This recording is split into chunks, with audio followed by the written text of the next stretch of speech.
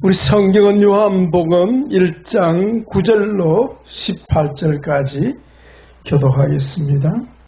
참 빛고 세상에 와서 각 사람에게 비추는 빛이 있었나니 그가 세상을 비추었으며 세상은 그로 말미암아 지은 바 되었으되 세상이 그를 알지 못하였고 자기 땅에 오매 자기 백성이 영접하지 아니하였으나 영접하는 자 곧 그 이름을 믿는 자들에게는 하나님의 자녀가 되는 권세를 주셨으니 이는 혈통으로나 육정으로나 사람의 뜻으로 나지 아니하고 오직 하나님께로부터 난 자들이니라.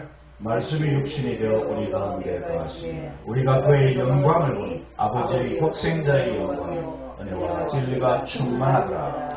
요한이 그에 대하여 청언하여 외쳐 이르되 내가 전에 말하기를 내 뒤에 오시는 이가 나보다 앞선 것은 나보다 먼저 계시리라 한 것이 이 사람을 가리킴이라 하니라. 우리가 그의 충만한 것으로 받으니 은혜 위에 은혜로라. 율법은 모세로 말미암아 주어진 것이요 은혜와 진리는 예수 그리스도로 말미암아 온 것이라. 본래 하나님을 본 사람이 없으되 아버지 품속에 있는 독생하신 하나님이 나타내셨느니라. 아멘. 오늘 우리 요절 말씀인데요. 12절 13절 읽겠습니다. 영접하는 자 곧 그 이름을 믿는 자들에게는 하나님의 자녀가 되는 권세를 주셨으니 이는 혈통으로나 육정으로나 사람의 뜻으로 나지 아니하고 오직 하나님께로부터 난 자들이니라. 아멘. 예. 오늘부터 우리 가계치유 4주 동안 4번 합니다. 가계치유 2에 4번. 이번이 우리 국이 벌써 8번째 과목입니다. 8번째 과목. 예. 지난 과목 제목 생각납니까? 예. 과목이 중요합니다. 과목을 이제 보면 뭘 배웠지? 아무 생각이 나는 게 없는 거예요. 예. 가족관계 치유 배웠습니다. 그죠? 예. 지난 과목은 제 7번째 과목으로 가족관계 치유. 예. 주요 개념들 기억납니까? 과목이 생각나야 아는 내용이 생각납니다. 과목이 생각 안 나면요, 물론 하나도 생각이 안 나는 거예요. 그래서 배운 것은 자꾸 반복하고 묵상해야 심화된다. 더 깊이 들어간다. 예. 그렇잖아요. 여러분, 하늘에서 비가 와도, 그죠? 예. 땅 위에 지표에 있는 물들은 얼마 있으면 어때요? 다 적발해버리고 없어져버려요. 그래서 깊이 들어간 물은 어때요? 많이 가물해가지고는 흘러가잖아요. 그와 같다 생각합니다. 가족관계 치유 주요 개념들 생각납니까? 예. 뭐가 생각나죠? 예. 애착. 예. 가족관계 중에 중요한 부분이 애착입니다. 그죠? 부모와 애착이 잘된 자녀들은 건강하게 자랍니다. 그죠? 그러나 부모 곁에 계속해서 어떻게 됩니까? 분리돼야 됩니다. 그죠? 사람이 부모를 떠나 그 아내와 합하여 한 몸을 이룰지로다. 분리. 분가죠. 그죠? 애착과 분리. 그러나 인간적으로는 온전한 분화가 안 됩니다. 그죠? 그래서 예수님과 연합해야 한다. 그래서 분노하라 그래요. 예수님과 연합하기를 분노하라. 그렇게 말합니다. 그리고 가족관계 속에서 반드시 뭐가 있어야 돼요? 서로의 경계가 있어야 된다. 경계선, 자아경계선. 가족관계에서 중요한 개념이 자아경계선이에요. 자아경계선이 없으면 어떻게 됩니까? 가족간에 참으로 힘듭니다. 그죠? 힘듭니다. 그래서 자아경계선. 서로가 서로의 경계선을 존중해야 되는 거예요. 부부 간에도 경계선이 있습니다. 그죠? 존중해야 합니다. 그죠? 나의 경계선이 중요하듯이 내 배우자의 경계선이 중요하고 내 자식의 경계선이 중요하고 우리 또 부모님의 경계선이 중요합니다. 그죠? 기본입니다. 기본. 예, 이것이 가족관계 속에서 잘 될 때에 사회생활이 형통하고 잘 되게 되는 거예요. 그래서 가화 만사성이라고 그러잖아요. 가정이 화목해야 모든 일이 형통하게 된다 이 말이죠. 그 다음에 우리 기억해야 될 것이 지난 시간에 배웠던 이 율법주의와 물질주의, 율법주의 세력이 막강합니다. 그죠? 율법주의 세력은 사단을 그대로 빼앗았습니다. 지가 뭐가 되려고 하는 거예요? 하나님이 되려고 하고 왕이 되려고 하고 주인이 되려고 하고 그러면서 어떻게 해요? 하나님을 대적합니다. 그 사탄인데 그 사탄의 세력이 우리 안에 싹 들어와 있는데 그걸 이름하여 율법주의라. 다르게 말하면 이걸 종교의 영이라 말합니다. 율법주의. 그것도 다른 말로는 도덕주의라고 해요. 도덕주의. 도덕주의자는요 예수님을 믿을 수가 없습니다. 그 도덕주의가 깨져야 예수 믿을 수 있어요. 그래서 도덕가는 천국에 갈 수가 없는 겁니다. 그리고 또 하나가 있어요. 당자의 두드러지게 나타나는 게 뭐죠? 만몬이죠. 아버지 뜻을 아버지한테 몫을 받아가지고 뭐 할 거예요? 그거? 세상에서 즐기고 싶은 거예요. 허랑방탕. 물질주의. 그 물질주의 우상 숭배 세력이죠. 물질주의와 율법주의가 가정 파괴의 주범입니다. 주범. 물질주의로 인하여 가족 관계가 얼마나 힘듭니까? 그죠? 물질 때문에 형제가 원수가 되어버립니다. 그죠? 그죠? 물질보다 누가 더 중요한 거예요? 형제가 더 중요한데 거꾸로요. 그래서 원수가 되어버려요. 원수. 그래서 부자일수록 형제와의 관계가 안 좋다. 그 때문에 물질, 만모니즘 때문에 만모니즘이 관계를 파괴시켜버립니다. 그거 공부했습니다. 우리 사람은 그가 무엇을 배웠으며 무엇을 아는가에 따라서 삶이 달라집니다. 그죠? 그래서 자기가 배우고 아는 것을 통해서 사고방식이 형성이 됩니다. 그죠? 사고방식. 다르게는 사고체계. 그것이 또 다르게는 어때요? 가치관이라고 그러고요. 또는 그 가치관대로 사니까 라이프 스타일. 삶의 방식. 라이프 스타일이 달라지는 거죠.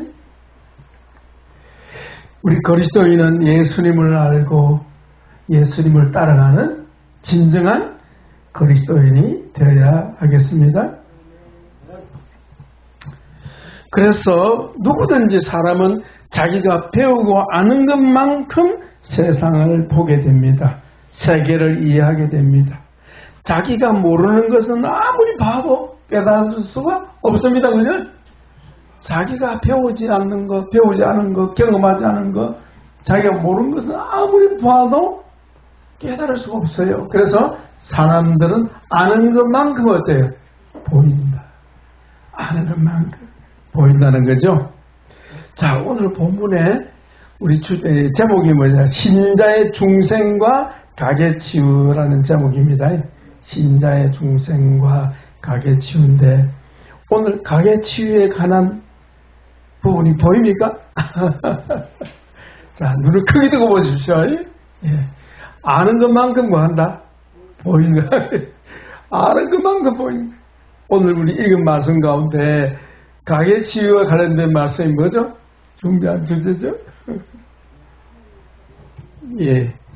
하나님의 자녀되는 권세. 하나님의 자녀되는 권세. 여기 핵심입니다. 전에는 무엇이었는데? 사탄의 자식이었는데. 그죠? 누구 때문에? 이 땅에 오신 하나님의 독생자이신 예수님을 믿었더니 뭐로 바뀝니까? 하나님의 아들로 바뀌는 거예요. 할렐루야. 이게 가계치유의 시작이에요. 신분이 바뀌지 않습니까? 족보가 바뀌지 않습니까? 그죠? 운명이 바뀌지 않습니까? 이게 가계치유의 핵심이에요. 가계치유 핵심이자 가계치유 출발이에요. 근데 가계치유에 대한 이해가 없이는요, 이 성경을 아무리 봐도 안 보이는 거예요. 너무 중요한데. 하나님의 자녀로 산다는 것이 얼마나 큰 축복인지, 얼마나 큰 영광인지. 할렐루야. 어떻게 주님을 믿음으로 거듭나는 순간부터 우리는 하나님의 자녀가 됩니다. 하나님의 아들이 됩니다. 하나님의 아버지라 부르게 됩니다. 운명이 바뀐 거예요. 이게 바로 가계치유의 시작이다. 시작. 가계치유에 알든 모르든 어쨌든 예수님을 영접하면 하나님의 자녀된 권세를 얻게 되어서 그때부터 어때요? 운명이 새로운 천국 백성으로서의 삶을 살게 되는 줄로 믿습니다. 그런 의미로 우리 12절, 13절 같이 한번 들어보겠습니다. 영접하는 자, 곧 그 이름을 믿는 자들에게는 하나님의 자녀가 되는 권세를 주셨으니 이는 혈통으로나 육정으로나 사람의 뜻으로 나지 아니하고 오직 하나님께로부터 난 자들이니라. 아멘. 이 요한복음 1장은 참으로 하나님 나라를 위한 또 우리를 위한 놀라운 계시입니다. 그죠? 참 이런 복스러운 말씀이 있을까? 요한복음 1장부터 벌써 다른 성경과 확연히 다릅니다. 그죠? 특히 오늘 우리 읽었던 이 18절까지 말씀이 요한복음 서론에 해당됩니다. 그죠? 서론. 서론에 해당되는데, 자, 이 요한복음 서론은요, 다른 복음서 서론하고 비교해보면 진짜 비교가 돼요. 잠깐 우리 한번 살펴보겠습니다. 자, 공간복음, 요한복음을 제외한 다른 3복음을 우리 공간복음이라고 하는데, 여러분, 펼치지 않아도 압니다. 그죠? 마태복음 1장 1절에 보면 뭐가 나옵니까? 아브라함과 다윗의 자손, 예수 그리스도의 계보라, 이렇게 나오죠. 그죠? 마태복음의 서론은 뭐예요? 마태복음 1장 족보장이에요. 족보. 왕이신 예수님의 족보예요. 예수님을 마태는 왕으로 묘사합니다. 그죠? 다윗의 혈통에서 구약성경 예언대로 오신 새로운 다윗입니다. 그죠? 예수님은 유대인의 왕으로 오셨는데 그 왕의 족보와 탄생에 대해서 마태복음 1장에서 25절까지 기록하고 있습니다. 그 다음에 마가복음 1장 서문은 어떻게 되는지 아십니까? 복음의 시작이라 하면 맞습니다. 강사님 잘 기억하고 계십니다. 근데 서론이요, 마태복음은요 족보가 꽤 길습니다. 그래서 1절부터 25절까지 있어요. 근데 마가복음은요 서론이 너무 짧아요. 예수 그리스도의 복음의 시작이라 이게 바로 서문이에요. 서문이자 서론이에요. 그래서 여기 보면 하나님의 아들 곧 이 말입니다. 하나님의 아들 곧 예수 그리스도의 복음의 시작이라. 이 말은 예수님이 곧 뭐라고요? 하나님의 복음이다. 예수 그리스도가 바로 하나님의 복음이다. 그렇게 하면서 예수님이 바로 복음 전하는 바로 나와버립니다. 그래서 마가복음하고 마태복음을 비교하면 또 누가복음하고 비교하면 마가복음에는 뭐가 없어요? 족보가 없습니다. 족보가 없습니다. 왜 족보가 없을까요? 종으로 오셨는 종이 무슨 족보가 있습니까? 그래서 족보가 싹 빠져버렸습니다. 족보를 빼버렸습니다. 그리고 이제 바로 우리 예수님의 사역이 나오는데 한번 잡는 봅시다. 마가복음 1장 한번 펼쳐보세요. 이때 공부하는 언제 공부하겠습니까? 그죠? 자, 1장 한번 보십시오. 우리 목사님들은, 사모님들은 어쩌든지 평신도들이 성경 보는 거는 달라야 되겠습니다. 예. 자, 1장 보세요. 1장. 예. 자, 우리 예수님이 어때요? 예.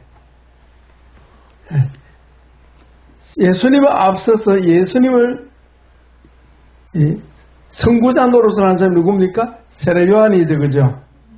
세례 요한이 예수님에게 세례를 베풀고 그 다음에 뭡니까? 세례 베풀어야 어때요? 기름 부음을 받는 겁니다. 기름 부음은 기름병에다 기름을 취해가 부는 게 아니고 바로 누가 임하십니까? 하늘로부터 성령님이 세례받는 예수님에게 바로 임하십니다. 예. 구약에 그런 양식이 필요 없습니다. 그죠? 예. 그래서 세례 요한에게 세례 받으시는 것은 바로 예수님의 임직식입니다. 메시아 취임식입니다. 그리고 성령으로 광야에서 사탄의 시험을 이기십니다. 한번 넘겨보세요. 12절 13절요. 간단하게 나옵니다. 그죠? 세례받는 것도 간단하게. 그러면서 바로 14절 보세요. 바로 복음 전파하잖아요. 이게 마가복음의 형식입니다. 그래서 마가복음 서론은 어디까지냐? 1절부터 13절까지가 서론에 해당되겠습니다. 자, 그 다음에 누가복음은 어떻습니까? 누가복음 넘겨봅시다. 서론이 마가복음하고는 참 비교가 됩니다. 그죠? 서론이 짧습니까? 깁니까? 아주 깁니다. 보통 긴 게 아닙니다. 여러분, 1장 한 장만 몇 절까지 있습니까? 예? 아닙니다. 80절까지 있습니다. 80절까지 있는데요. 1장 가지고 해결됩니까? 아직 끝이 안 납니까? 아직 끝이 안 납니다. 그 내용을 보면요. 예수님 오시기, 인자로 오신 예수님의 출생 이전의 역사적 배경이 나와요. 가족 배경, 역사적인 배경이 나옵니다. 그리고 2장이 되어서야 돼요. 우리 예수님의 탄생하던 그 역사적인 배경이 나오고요. 그 드디어 예수님이 베들레헴에서 탄생됩니다. 자, 그게 비하면 요한복음의 우리 오늘 본문의 서론은 어떻습니까? 새 복음서와 비교해보면 비슷합니까? 아주 다릅니까? 너무 다릅니다. 그죠? 그래서 요한복음과 새 복음서를 분리해서 새 복음을 마태, 마가, 누가복음을 같은 관점이다. 공간 복음이라 그러고 요한복음을 따로 분리합니다. 요한복음 매우 독특합니다. 그죠?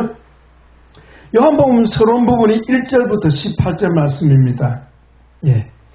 자, 그런데 이 요한복음에는요, 공간 복음에 없는 것이 많이 있습니다. 그죠? 없는 게 뭐가 없습니까? 쉽게 생각해서 예수님의 탄생 기사가 있습니까? 없습니까? 없습니다. 족보가 있습니까? 없습니까? 예수님이 세례받는 게 있습니까? 없습니까? 또 뭐가 없을까요? 없는 게 또 있는데 세례받고 뭐 했습니까? 사탄에게 시험받는 게 있습니까? 없습니까? 없습니다. 이유가 뭘까요? 예수님은 태초부터 계신 하나님이시기에 뭐가 필요 없어요? 족보가 있을 수 없고 탄생이 있을 수가 없고 영원부터 계시는 분이니까. 그 다음 또요, 사탄의 시험이 있을 수 없는 거예요. 절대자이신데 무슨 사탄의 시험이 있습니까? 그죠? 세례가 필요 있습니까? 없습니까?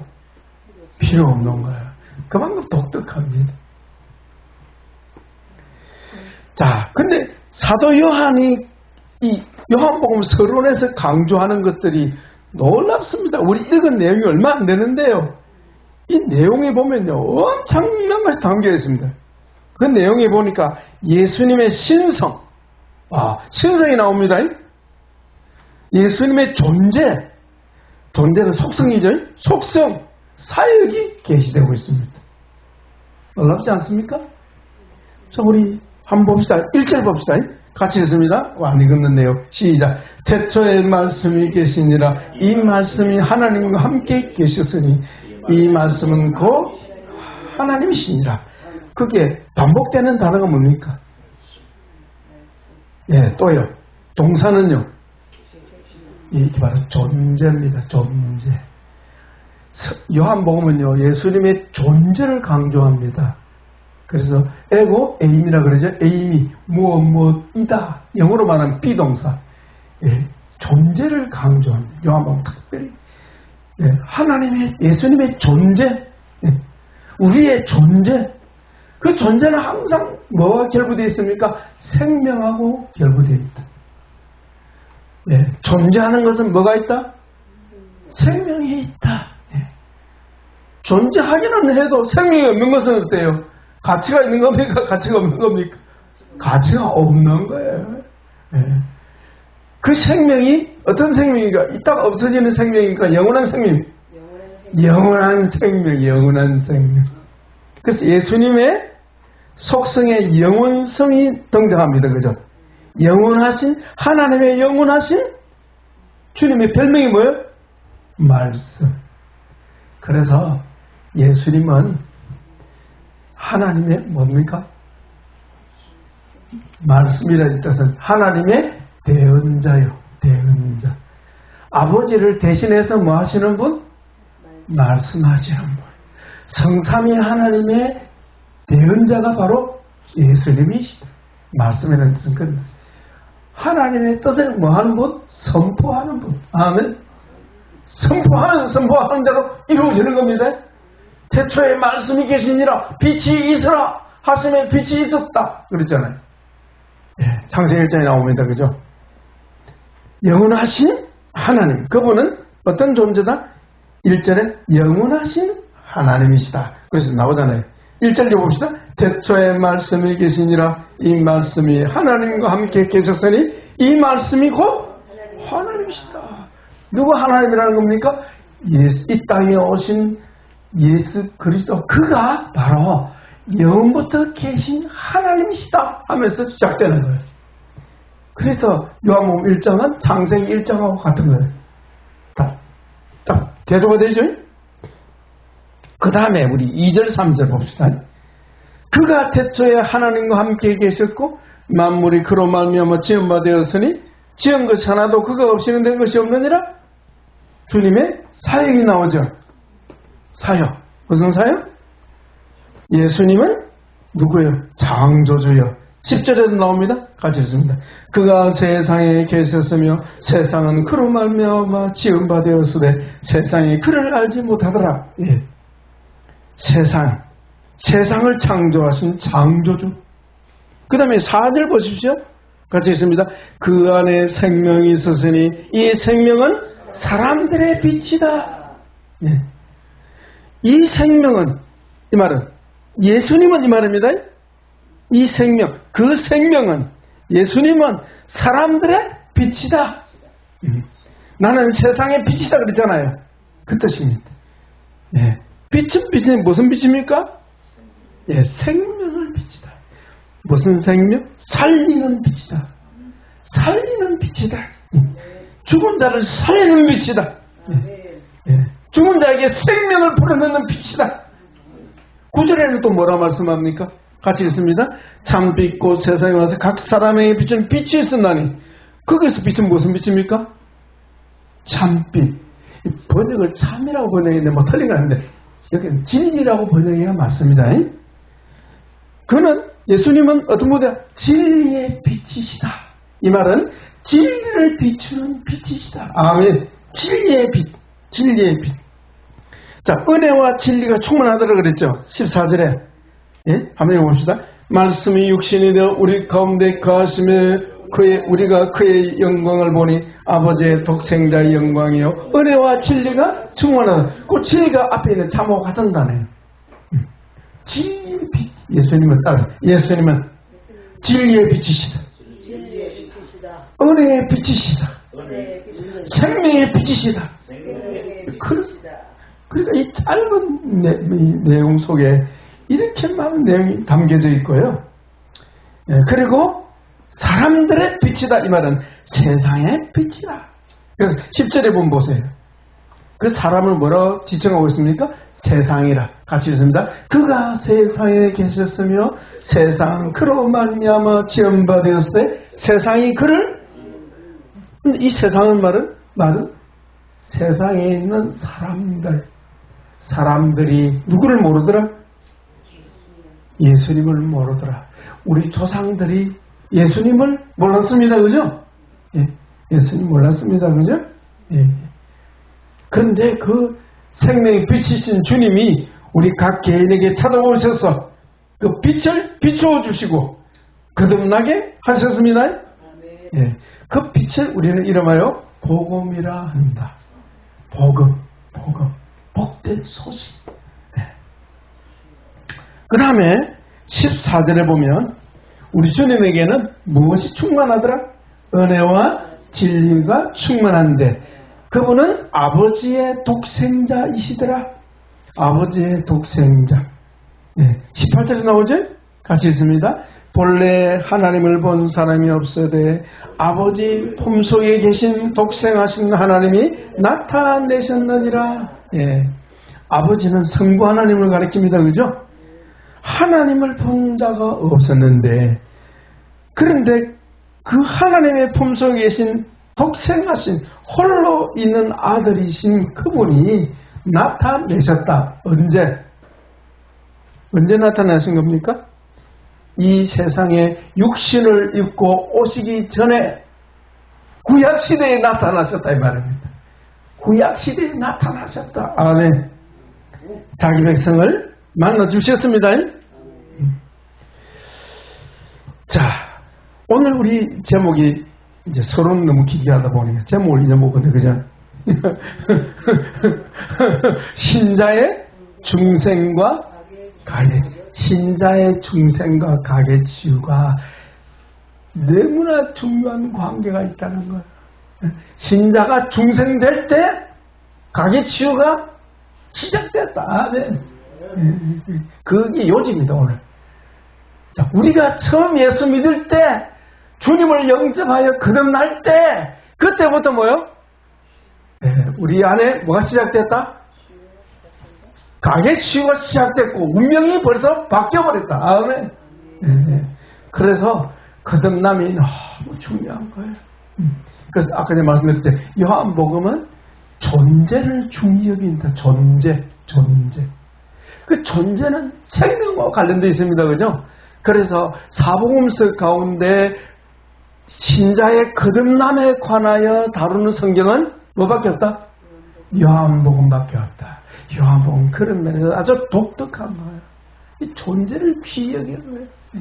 그래서 생명, 있음이라는 단어를 많이 쓰는 거예요.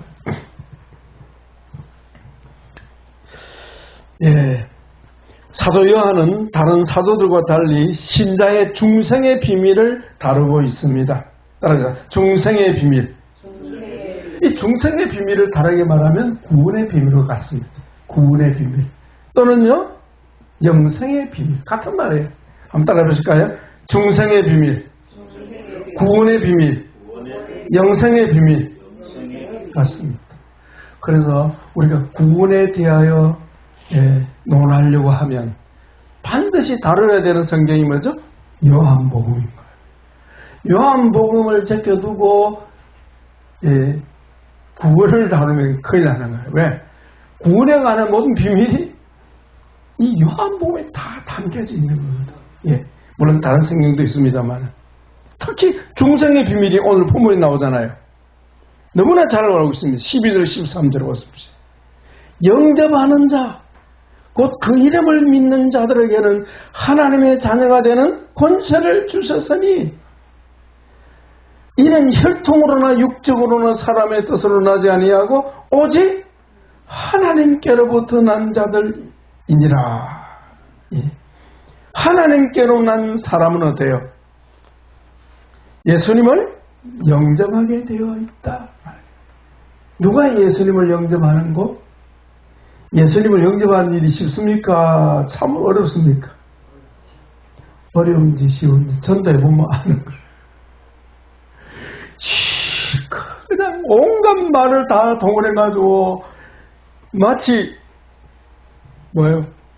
이 사냥터레가 산에 사냥하러 가가지고 토끼를 코너에 몰았는데 그죠? 몰아야 잡을 거 아닙니까? 말로써 이제 다 해가지고 마지막 단계 예수님을 영접하는 그까지 딱 가는데 예수님 영접하시겠습니까? 예. 다음에 생각해 보겠습니다. 딱 나왔다. 사울 전도하면 너무 잘할 거예요. 막 형식적으로 한다든지 진정으로 하는 것은요 기적이 아니고는 있을 수가 없어요. 참으로 예수님을 잘 영접하지 않습니다. 오늘 본문 나오죠? 11절 나오잖아요. 같이 봅시다. 자기 땅에 오매 자기 백성이 유대인들마저도 예수님을 영접하지 않더라. 영접하지 않고 결국 어떻게 했어요? 십자가에 못 박아 죽였잖아요. 저 예수를 십자가에 못 박게 하소서. 그게 뭐죠? 아담으로부터 물려받은 죄라는 의미죠. 죄. 예수님을 싫어하고 미워하고 대적하여 마침내 예수님을 죽이려고 하는 세력. 그게 이름이 뭐예요? 그걸 우리 머리채로 딱 잡았습니다. 율법주의. 율법주의는 반드시 최종 기결이 뭐예요? 사람 살리는 겁니까? 죽이는 겁니까? 죽입니다. 그 대상이 누구든지 죽입니다. 도덕이 왜 왔습니까? 예, 도덕이 오는 것은 빼앗고 도둑질하고 죽이고 멸망시키기 위해서 온 거예요. 예? 결국은 죽이는 거예요.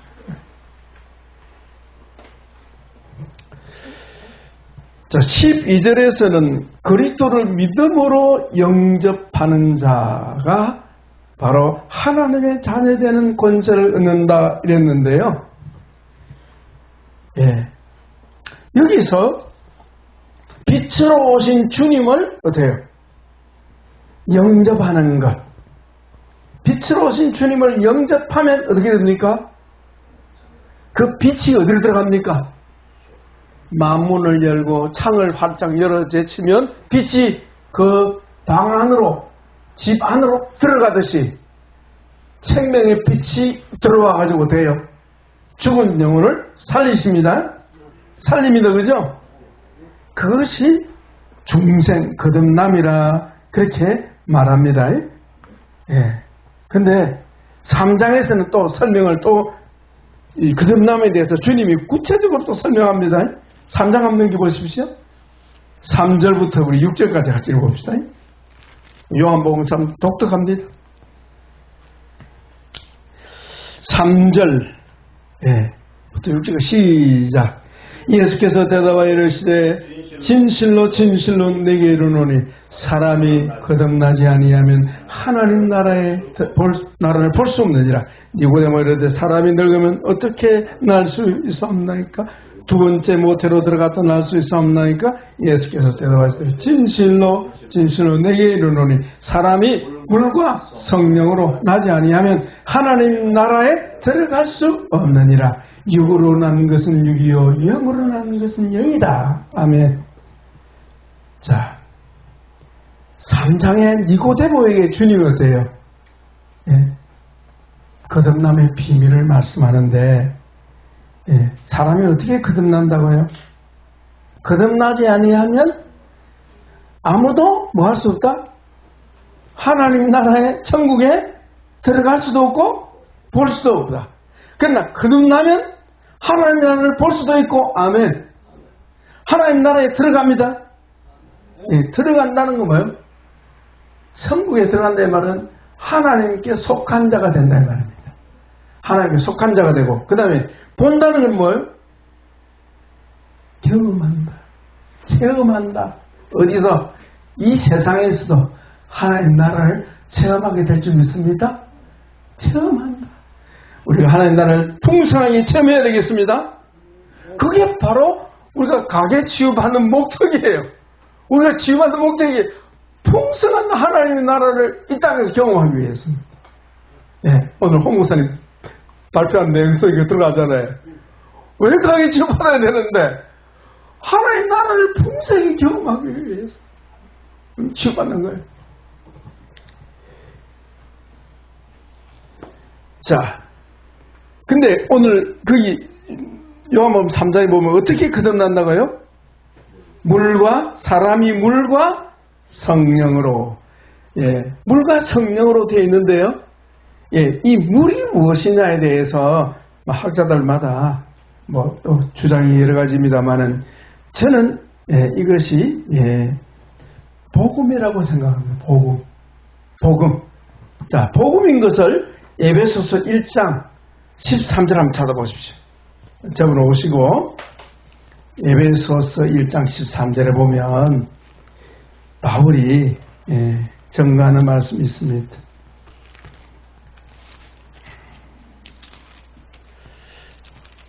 (1장 13절) 시작. 그 안에서 너희도 진리의 말씀 곧 너희의 구원의 복음을 듣고 나오죠? 구원의 복음을 듣고 그 안에서 또한 믿어 약속의 성령으로 인치심을 받았다. 그러니까 예수님 말씀에 어때요? 물은 뭐예요? 복음이다. 그래서 우리는 전도하는 겁니다. 그죠? 전도해야 거듭나지 않겠습니까? 복음을 들려줘야 되니까. 물과 성령은 뭐예요? 성령은 하나님 택한 자의 마음에 어때요? 들어가서 마치 인칭 도장을 찍는 것 같다. 하나님의 소유로 도장을 찍는 것 같아. 성령님이 들어가시면 생명의 역사가 일어납니다. 이게 거듭나는 거예요. 그래서 영으로 난 것은, 육으로 난 것은 육이요, 영으로 나는 것은 영이다. 육으로 나는 건 어떻게 나는 거예요? 우리 어머니 뱃속에 태어나는 거예요. 그 육으로 나는 거예요. 니고데모가 지금 헷갈려요. 뭐가 뭔지를 몰라요. 그 육으로 났는데 뭐요? 또 어머니 뱃속에 다시 들어가야 되느냐?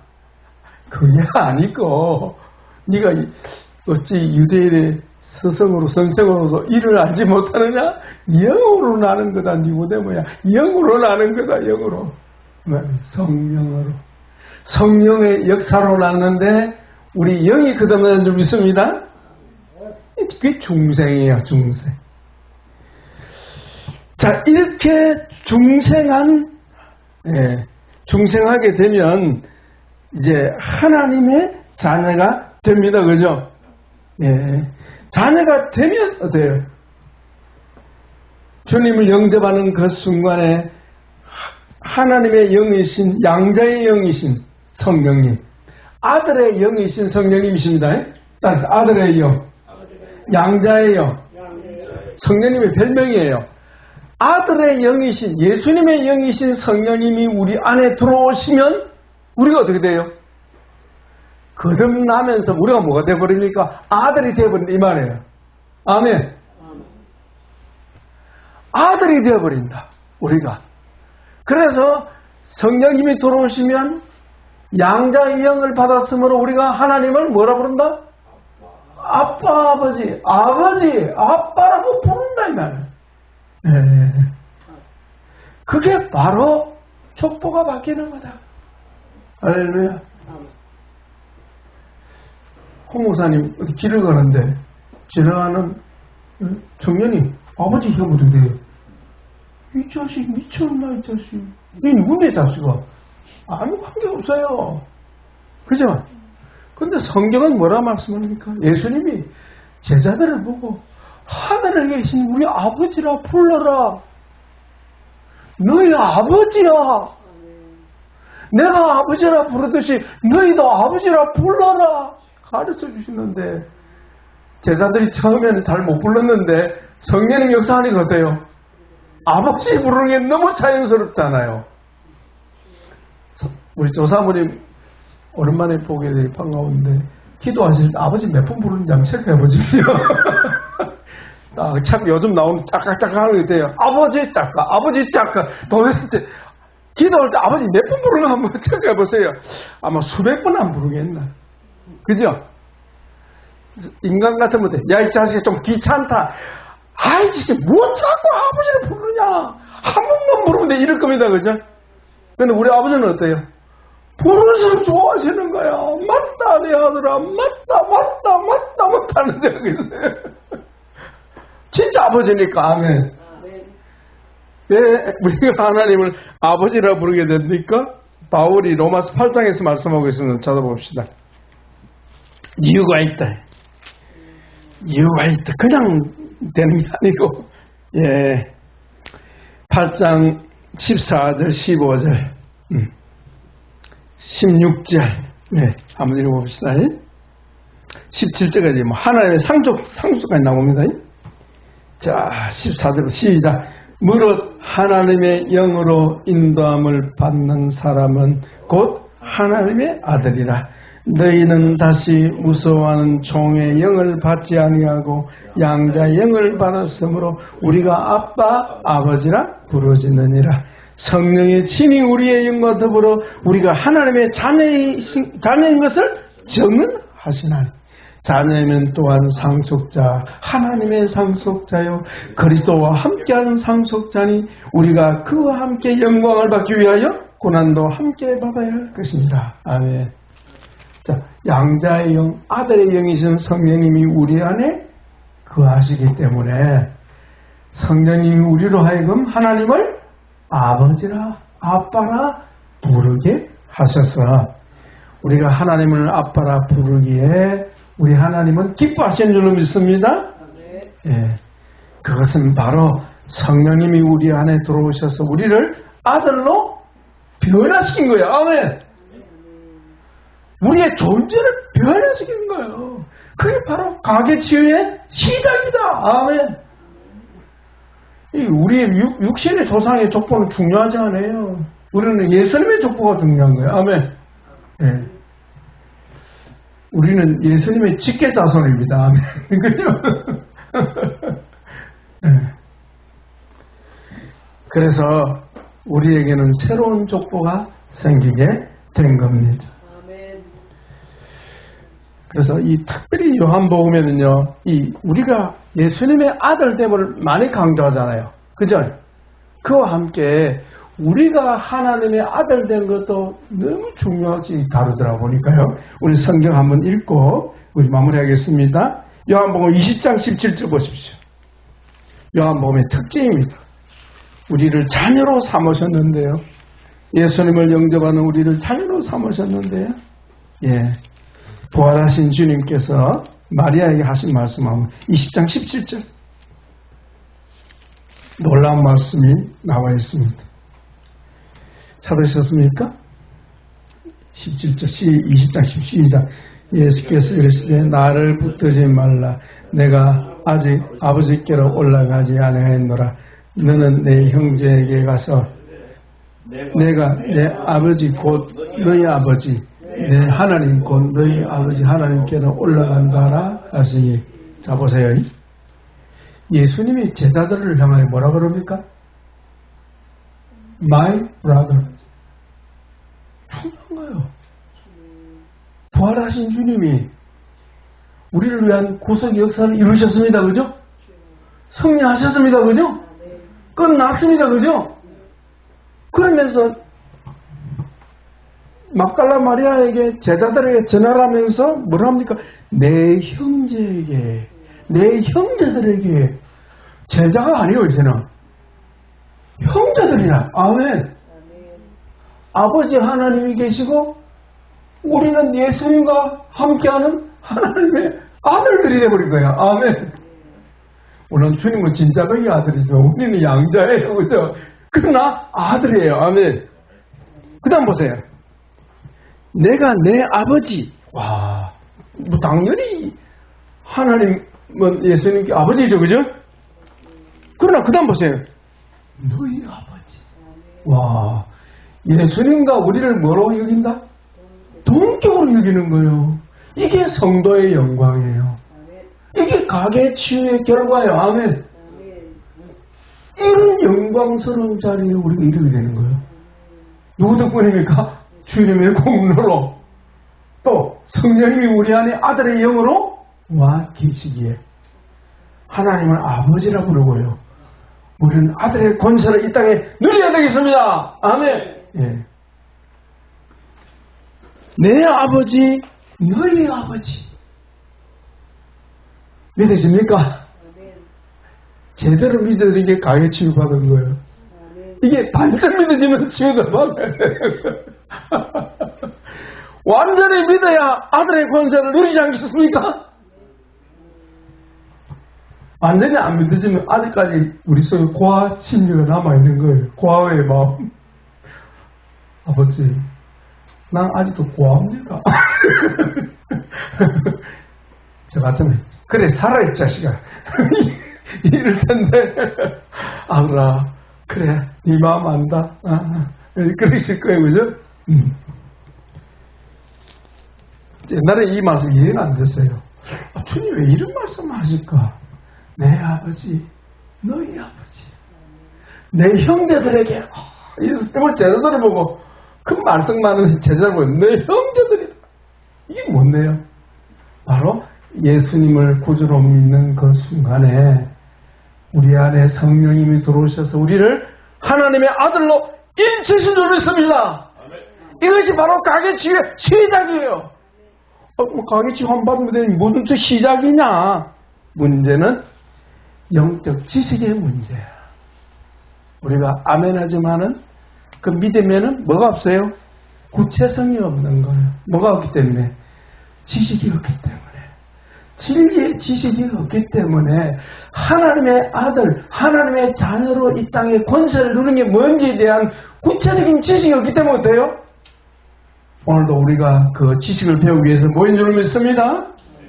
예, 그래서 주님이 이렇게 말씀했잖아요. 8장 31절 32절에 예수께서 자기를 믿은 유대인들에게 이르시되, 예수님을 믿어요. 자기를 믿은 유대인들이 이르시되 너희가 내 말에 거하면 참으로 내 제자가 되고, 따라합시다. 진리를 알지니 진리가 너희를 자유케 하리라. 진리를 모르면 아들 노릇 할 수 있어 없어요? 없다. 하나님의 진리를 모르면, 하나님 나라를 이해하지 못하면 밥상을 차려도 먹지도 못하는, 이미 우리는 하나님의 아들들입니다. 누려야 되겠습니다. 권세를 누려야 되겠습니다. 문제는 누리려면 뭐가 있어야 돼요? 지식이, 참된 지식, 하나님의 말씀에 대한 보다 구체적인 이해가 있어야 내 사고체계가 바뀌고 삶이 달라질 줄 믿습니다. 기도하겠습니다. 예수님, 미련한 종을 통하여 깨우쳐 주신 말씀 나누게 해주심을 감사합니다. 가게치유를 우리는 복잡하게 생각했습니다. 그러나 주님은 주의 종에 가르쳐 주셨습니다. 주를 믿고 거듭나는 그 순간에 이미 주님이 역사하셔서 성령으로 말미암아 하나님의 아들로 인침을 받았고 하나님의 자녀가 되는 그 순간에 가게치유가 시작되었다는 것을 깨우쳐 주셔서 감사합니다.